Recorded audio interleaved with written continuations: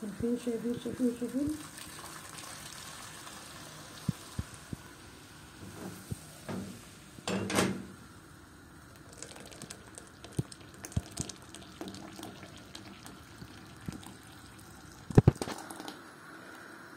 اللهم صل وسلم وبارك عليك يا حبيبي يا رسول الله. النهارده يا حبايبي هنعمل ملوخيه بالارانب. دي اكله جميله وحلوه معظمنا بيحبها. النهارده بقى معايا نص كيلو ملوخيه. ما تيجي تقطفيه خدي حته في العرق كده في العنقود بتاعها عشان هي تعمل لها عرق، مش تاخدي الورق بس ان انت تقطعي ورقه كده، لا خدي حته من العنقود كده عشان تعمل لها عرق. انا غسلاها وحطها الصفه وهحطها بقى على ملايه نظيفه قدام المروحه ان هي تنشفها لي شويه. ومعايا ارنب بقى هنا حلو، ومعايا بقى لشوربه الارنب طماطم اربع، جزرايه، بصلايه اربع، ورق لورا، كعب مرق، سكر، معلقه سكر صغيره، حبهان، فلفل ابيض حبايتين كبابه صيني. انا بحط التوابل صحيحه عشان ما تغمقليش الشرب. بحب اعمل جنب الملوخيه بقى الدقه اللي هي بالفلفل والطماطم والثوم اللي هي بتاعه البتنجان، حشوه البتنجان، بحبها جدا جنب الملوخيه. تاخدي منها كده وانت بتغمسي، تاخدي منها معلقه تحطيها على الرز كده مع الملوخيه، بتبقى طعمها جميل في منتهى الجمال. هنروح على النار بقى يا حبايبي، هنحط حله تسخن على النار، هندي الارنب بقى صدمه نشوحه تشويحه كويسه وننزل عليه بقى بالميه المغليه. فهنروح على النار بقى مع بعض، ننزل بالارنب كده. حله معايا اهي سخنت،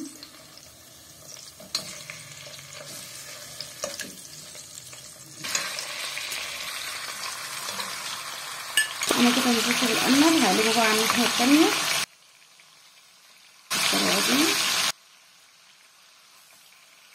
كده تشويحه كويسه. عملناه مره مع بعض يحمي في الطاجن في الفرن، النهارده هنعمله بقى عشان محتاجين المرقه بتاعتي ننزلها. انا كده شوحت الارنب معايا نشوف الصدمه، ننزل بقى عليه بالميه المغليه.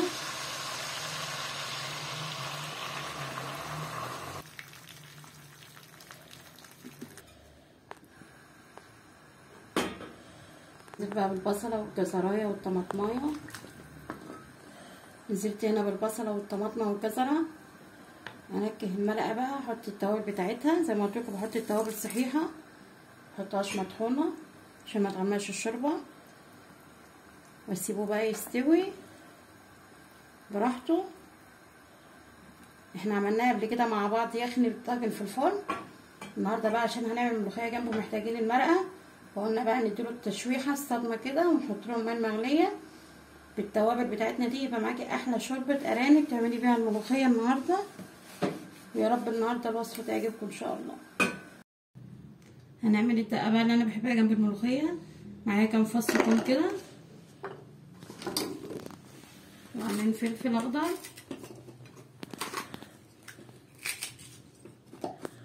مع قرن حار،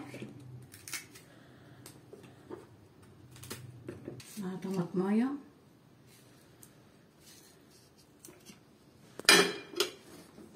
معايا هنا ملح وكمون، معايا دي عصرة ليمونة مع معلقتين خل، مع معلقة كزبرة مطحونة. نديها ضربة بقى،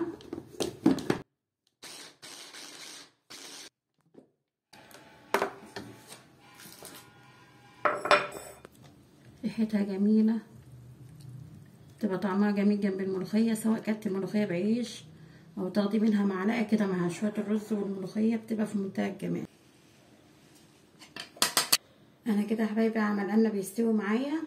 اخرط الملوخية واجهزها. ملوخية يعني مخرطة مش كبة، عشان انا جربتها في الكبة ما طلعتش نفس المخرطة. يعني ما شاء الله المخرطة بتعمل لها نفس جميل، بتديها يعني مذاق حلو في الطعم. الملوخية يعني مخرطة. عندي هنا مجهزة لها مخصصة لها الصينية ديت على مخصوص لها، او مخصصة لها الصينية دي، واخرطها بقى بالمخرطة كده وارجع لكم تاني ان شاء الله. انا كده خلصت الملوخيه تخريط، ما خدتش 10 دقايق. تاخديها على طول تك تك تك، وايدي نضيفه اهي ما شاء الله ما اتعكتش، لاني بستخدم معلقه طول ما انا بخرط، انزل بيها اللي على المخرطه والمي بقى حرف اللي انا بخرط الحاجه اللي انا بخرط عليها كده، الصينيه او اي حاجه بتخرطي عليها، ما بستخدمش ايدي خالص. هنروح بقى نحمر الارنب دلوقتي بقى، وبعدين نرجع بقى نعمل ايه المرقه بتاعه الملوخيه. ادي الارنب بتاعنا بعد ما استوى، شايفين لونه جميل ازاي من الصدمه اللي انا اديتها له قبل السبيك. انا بقى لما باجي احمر الارنب بعفره بتعفيره دي بسيطه كده زي دي كده، حاجه خفيفه بس كده. تعفيره دي بقى بتخلي لونه في منتهى الجمال. بعفره حاجه بسيطه كده لا اكتر ولا اقل.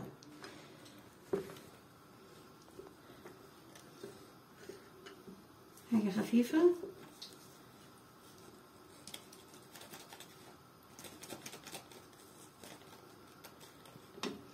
اكون حاطه طاسه على النار تسخن معايا، انزل فيها كده واغطي عشان اقلب الطشه.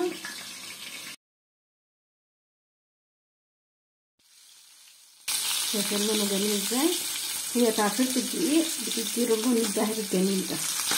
حطيت المرقه هنا غليت معايا للملوخيه، هنزل بقى بالملوخيه كده.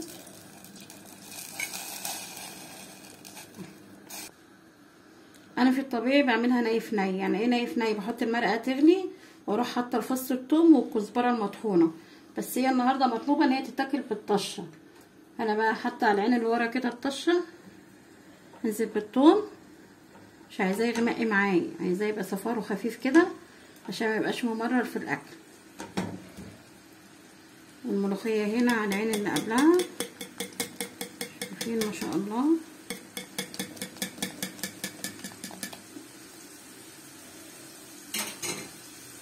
نديها بالكزبره، نديها تقريبا كده.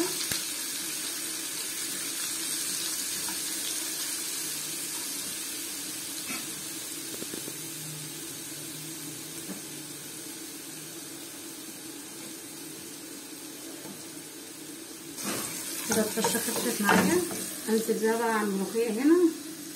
طبعا انتوا شطار وعارفين ريحه الطشه بتبقى رهيبه في البيت ازاي ما شاء الله. وبعرف الشقه طبعا، الشقه بتاعت الملوخيه.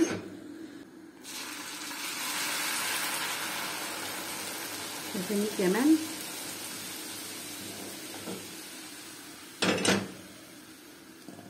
صبحي كابر جهان.